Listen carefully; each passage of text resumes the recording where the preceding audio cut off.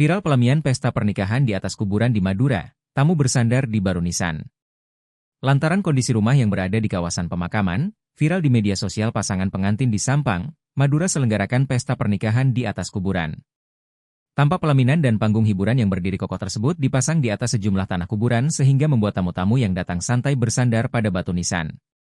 Tampak pelaminan pengantin yang didirikan di atas panggung tepat di depan rumah pengantin.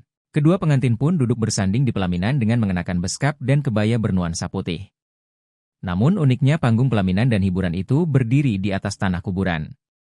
Puluhan kuburan tampak bersemayan di tanah dengan luas sekitar setengah hektar tersebut.